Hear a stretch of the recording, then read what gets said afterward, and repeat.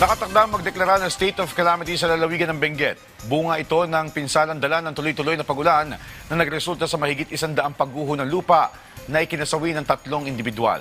May report si Jezreel Kate Lapizar ng PCV Cordillera. 3 katao na ang kumpirmadong nasawi sa probinsya ng Benguet dahil sa tuloy-tuloy na epekto ng mga dumaang bagyo at ng habagat. 2 rito ang nasawi matapos matabunan ang kanilang pinagtatrabahuhang kainan sa Silan, La Trinidad noong Agosto 6. Isa naman ang nasawi sa Atok matapos ring matabunan ng gumuhong lupa. Ayon sa impormasyon mula kay Benguet Governor Melchor Diclas, isa sa mga kasama ng biktima ang nailigtas habang pinaghahahanap pa ang isa sa kanilang kasama.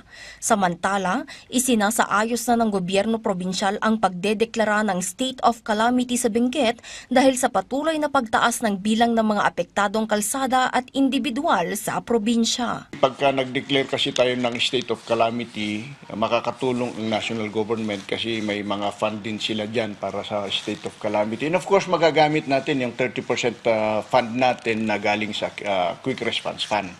Kasi wala naman tayong nakalang funding para dun sa repair ng mga kalsada, rehabilitation ng mga kalsada. So kailangan talagang mag-declare para ma-rehabilitate yung mga yan. Sa kanilang pinakahuling datos noong Agosto 9, umabot na sa 154 na pamilya na binubuo ng 582 katao ang apektado ng tuloy-tuloy na pag-ulan sa probinsya. Nagpapatuloy naman ang pamamahagi ng tulong sa mga ito. May galing na preposition na mga goods ng DSWD.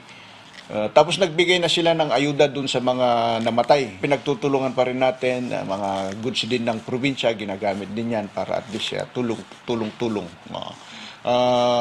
Pagka kasi tumagal yan, yun ang problema natin kasi wala nang makain yung mga tao, kaya kailangan magbigay talaga. So tinututukan ng munisipyo, probinsya, saka itong DSWD. Sa ulat naman ng DPWH Cordillera, umabot na sa 141 ang naitalang pagguho ng lupa sa buong rehiyon.